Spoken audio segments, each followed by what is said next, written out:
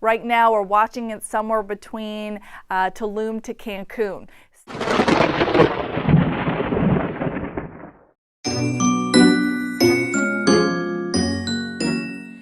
Meanwhile, worried tourists flock to Cancun airport, hoping to leave the Mexican resort town ahead of the arrival of Hurricane Beryl, which is expected to hit Mexico's Yucatan Peninsula on Thursday night. What is up, everybody? Welcome to No One Watches RD. I am RD, and this is more unwatchable content and another video no one is going to watch. But if you are watching, guys, we are talking Hurricane Beryl, the largest recorded hurricane ever to be seen in the Caribbean, and it is heading my way to yours truly here in Cancun, Mexico, where over the last 72 hours the city has gone a little bit poquito loco as people are rapidly trying to prepare themselves for the imminent arrival of Hurricane Beryl, as supplies in some grocery stores are beginning to look a little bit sparse and some shelves are beginning to look a little bit bare. Things like wooden panels have become obsolete in the city as people have been trying to board up and barricade their properties to protect from the winds and rains that may or may not be approaching, as that it seems at the moment, unless we have a dramatic redirection, we are going to miss the worst of the storm, but we might be unfortunate enough to pick up a little bit of the backlash as that Hurricane Beryl passes through the Yucatan Peninsula. Hurricane Beryl is battering the Cayman Islands, while parts of Mexico and South Texas are bracing to be hit next. The threat is real after the storm tore through the Caribbean and Jamaica earlier this week, killing at least 10 people and leaving a trail of destruction. CBS's Tom Hansen has more from Montego Bay. Hurricane Beryl's fierce winds, powerful waves, and torrential rain pummeled Jamaica Wednesday. It's the latest Caribbean country to face widespread destruction from the storm. Beryl toppled power lines, snapped trees, and flooded roads after the Prime Minister called for a national curfew. This is to ensure the safety of everyone during the passage of the storm. The government set up shelters for hundreds of people displaced during the hurricane. Maybe this is going to be a little bit more of an issue than we thought. Sidney McDonald and Andre Rodriguez flew to Jamaica to get married. Once they found out the Category 4 hurricane was moving in, not even that could stop their wedding plans. Kind of accepting that we might have to make some changes to our wedding, and we'll have to roll with it. It'll be a memory, if nothing else. And Hurricane Beryl is far from over. It's hitting the Cayman Islands today. People there have been boarding up windows and filling sandbags to protect their homes. And in eastern Mexico, preparations are also underway in resort areas including Cancun and Tulum, where residents, business owners, and tourists are bracing for Beryl's expected landfall there tomorrow. And at this hour, a curfew has been lifted. People will no doubt be using that time to begin the cleanup process. A disaster zone declaration is in effect. That will last for a week. Tom Hansen, CBS News, Montego Bay, Jamaica. In South Texas, folks are swapping the fireworks and cookouts for sandbags and storm preps. Many families are using this holiday time to get ready for the impact of Beryl. We've been seeing people boarding up windows, preparing for potential flooding, and trimming tree branches so they don't fly off and cause damage. Grocery and hardware stores are also packed with people stocking up on food and emergency supplies. They all have one phrase in mind: be prepared. We don't know exactly where it's going to land, but it's better to be prepared. I need some protection just in case. Yeah. High rise, the water rises. You never can tell. The drains get clogged up. But I've been through several of these in my 74-year-old career of living, and just want to be prepared. We've also heard from rental companies in places like South Padre. They say some families are already canceling their vacations there, and tourist companies are docking boats to get ready. We're going to bring in our First Alert Chief Meteorologist Scott Padgett now. And Scott, a lot of us have family and friends down that way. What can they expect? They can expect conditions to really deteriorate through the weekend. Last 6 hours shows that Beryl is still a well-defined hurricane, not a really well-defined eye, but winds at 115 miles per hour. It is moving to the west at 18. So on this latest track, going to be reaching the Yucatan Peninsula as we go into late tonight into tomorrow morning, downgrading a bit to a Category 1, then a tropical storm. But as it works back over the Bay of Campeche, continues to work its way to the northwest, it will gain strength again to a strong tropical storm Sunday morning. Already, I think the surf is going to get high through parts of South Texas. But then take a look at this as we go into Monday morning, possibly making landfall if it takes that perfect center track right very close to Brownsville, South Texas, northeast sides of Mexico. But again, this is that kind of uncertainty. Widens out as we go further out in time and advancing that on, then down to a tropical depression in the southwest sides of the state. So we're going to be dealing with that tropical moisture in place. I think conditions will be going down down near Brownsville, also stretching up to near Corpus Christi, the potential of hurricane force winds going into Sunday, then into Monday as Beryl gets closer. So let's do a little current sky check from my part of the world. As you can see, we do have some blue skies and a little bit of sun. Where is she? There she is. Hello, sun.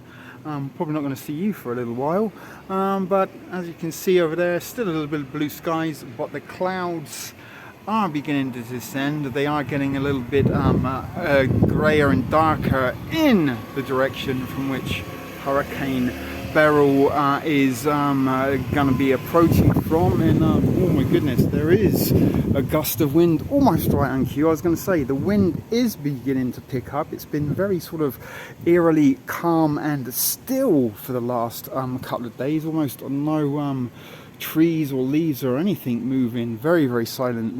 The quiet before the storm. But that is the ominous looking skies that are becoming grayer and grayer. And let's get a little last look at the sun if we can before we say goodbye to the balcony. Now, in my neighborhood, we do have a few gardeners themselves that are picking up pieces of items and things that will possibly be blown away in the wind. We've seen a lot of trees being trimmed down. We've seen out on the streets and some of the sort of surrounding areas, people making preemptive measures to reduce the amount of damage that we could possibly receive as a result of this storm about to descend on the Yucatan Peninsula within a matter of hours. Still a long ways away from the Texas coastline, 1,000 miles away, so through your 4th of July festivities, don't forget to keep up with the forecast at least once a day. We'll be watching for weakening with Beryl, not only because of land interactions, but because of continued wind shear interaction too. Notice as it gets to the Gulf, if it continues on a southerly track, it would encounter quite a bit of wind shear. If it shifts in latitude just a little bit further north, not as much disruption. So again, watching it step by step is going to be very important to tracking its impacts and its location. This is the latest forecast track from the National Hurricane Center. So we've got a weakening trend as we head into the later afternoon hours, expected to become a Cat 2 hurricane and then eventually a Cat 1 before making landfall somewhere between Cozumel to maybe as far north as Cancun. The timestamp for that would be very early Friday morning, so more likely overnight Thursday into Friday. Passing through the Yucatan, weakening into a tropical storm, and then again weakening until it gets to the northern side of the Gulf, where it's expected to gain some momentum again and become a Category 1 hurricane before making its final landfall. Notice, as we get into the latter part of the forecast, the cone of uncertainty, which by the way is only accurate 2/3 of the time, meaning 1/3 of the time the landfall could be outside of the cone. Regardless, it widens quite a bit because there's still a lot of uncertainty regarding which path Beryl will take. Will it go a little bit further north, a little bit further south? Will it weaken as we expect it to, or will it hold on to some of its strength? Watching it day by day is going to be very important. But there is an opening that is very wide because of the upper level steering currents. So while high pressure blocks systems from moving farther north into the Gulf, high pressure splits as we head into the weekend, and next week we've got this opening. So there's a bigger path for Beryl to take. There's quite a few different steering directions it could take, which is why model plots are pretty split. There is a big range, and at this point the plots are pretty evenly split. You'll notice there's a little bit more concentration towards South Texas, so near Brownsville, but there's still quite a few of those plots that take it a little bit further up the Texas coastline. So rain chances look high, at least for the west side of southeast Texas. So anywhere between 6 to 9 inches is what the American model is putting out. Notice this would be Beryl moisture. 6 to 9 inches expected for South Texas into the west side. Now, take this as an idea, because these totals could shift further east on top of Houston, or they could shift further west out of southeast Texas. But this is the general idea that we'll be watching for throughout the weekend, which is why paying attention to Beryl's specifics is going to be key. So there we just heard that once it is done and dusted with Yucatan, it is heading northeast towards Texas. That's already taking quite the pummeling in the last month and a half from various hurricanes and weird weather events. Since the national level exercise mass care strategy Keystone 6 event that was a national exercise training routine for a series of high impact events that were due to cascade throughout vast regions of the United States, just like they have done in real life. And I don't want to take the opportunity and relish in the opportunity to tell you that I told you so, but I did tell you so, guys. If you haven't checked out my FEMA massacre strategy content, I advise that you do. Art of War, survival tactics. You need to know what is going on with FEMA and their mass care strategy. Because back to Hurricane Beryl, it does seem to be like another high impact event is due to descend upon the good old Lone Star state of Texas, where I do have quite a good fair few friends and former followers on this channel, my Texan Roses, who I hope will be safe from the storm. But back to yours truly, I am about to get the brunt of the storm, or maybe I'm not as at the moment, although I am aware that within the last 20 or so minutes a city-wide alert for the hurricane has been put into effect. Up until yesterday it was pretty quiet, apart from the people panicked buying and going out of their way to sort of try and barricade, board up windows and doors and stuff, make sure all their outside sort of furniture and items have been brought in and put into safe locations.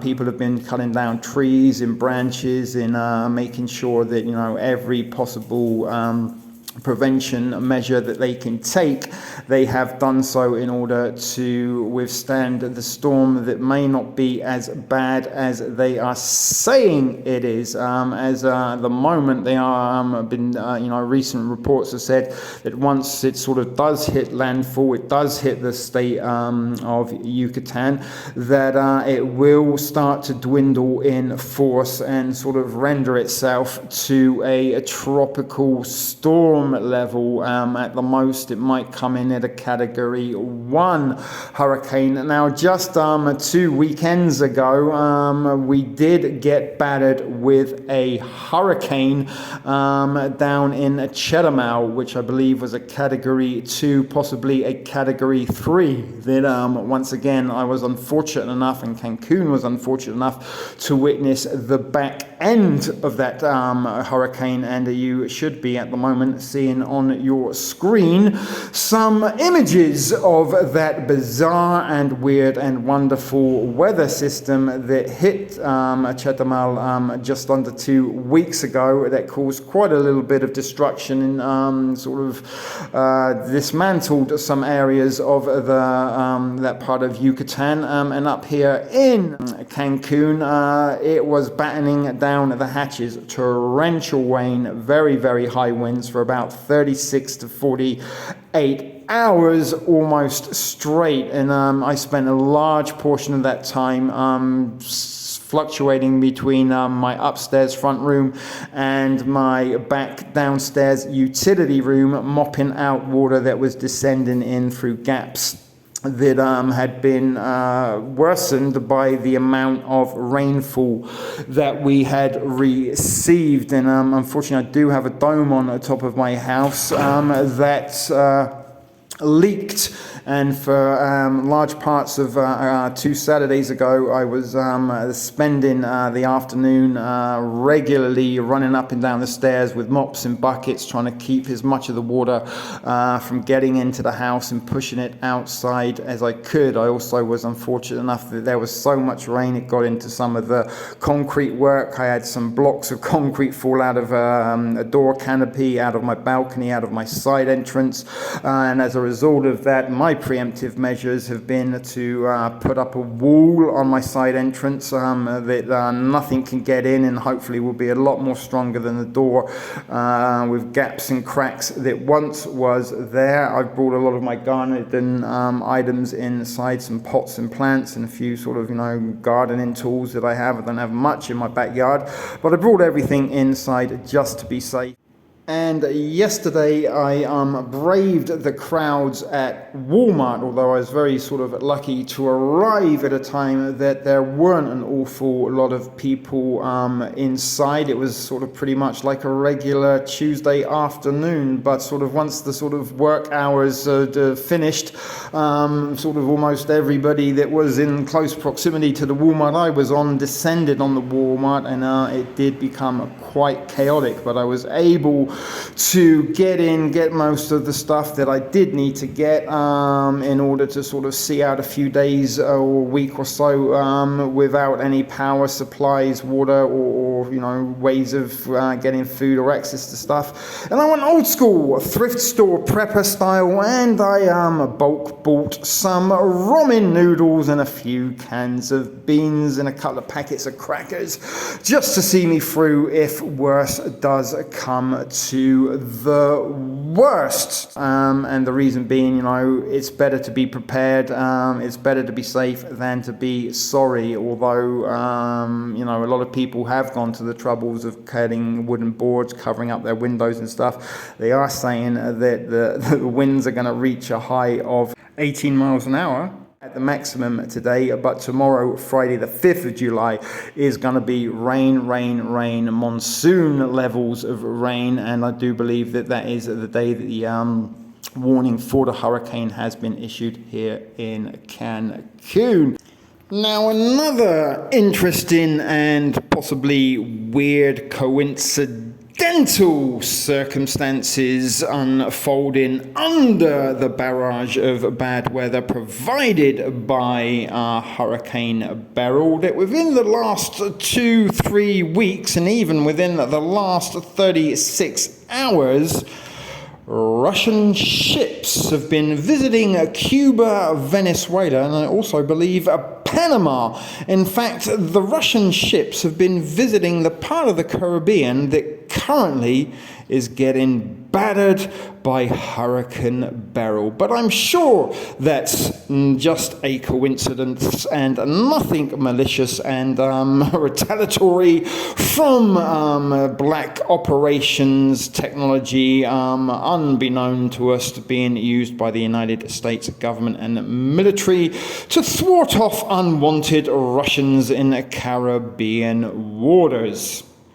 So all that remains for me to say at this point is stay safe wherever you are, especially if you are in the path of Hurricane Beryl. I hopefully will not have too much damage to report and will survive the storm, but let's never take anything for granted. But until the next time, guys, if there is a next time, please stay safe, take care.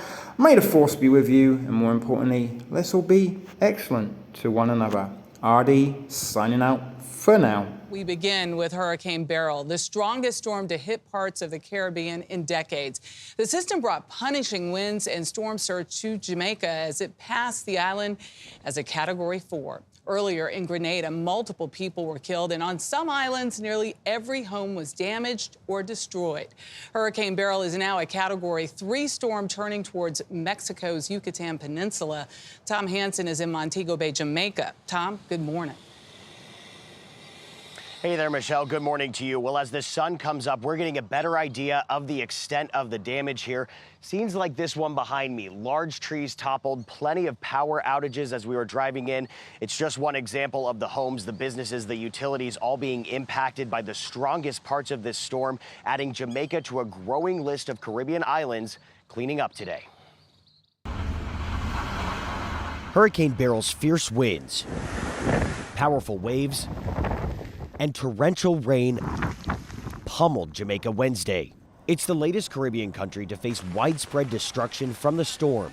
Beryl toppled power lines, snapped trees, and flooded roads after the Prime Minister called for a national curfew. This is to ensure the safety of everyone during the passage of the storm. The government set up shelters for hundreds of people displaced during the hurricane. Maybe this is going to be a little bit more of an issue than we thought. Sydney McDonald and Andre Rodriguez flew to Jamaica to get married. Once they found out the Category 4 hurricane was moving in, not even that could stop their wedding plans. Kind of accepting that we might have to make some changes to our wedding, and we'll have to roll with it. It'll be a memory if nothing else. And Hurricane Beryl is far from over. It's hitting the Cayman Islands today. People there have been boarding up windows and filling sandbags to protect their homes.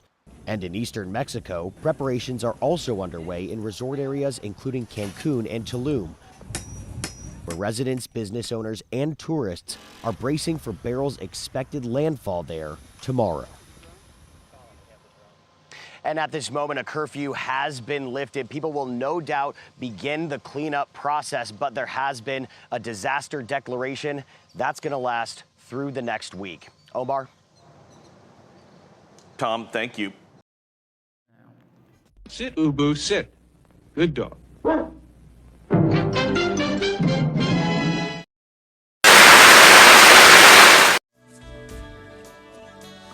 Be excellent to each other.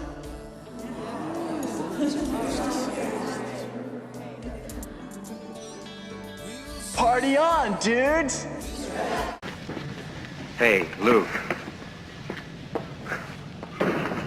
May the force be with you. All right. Take care now. Bye-bye then.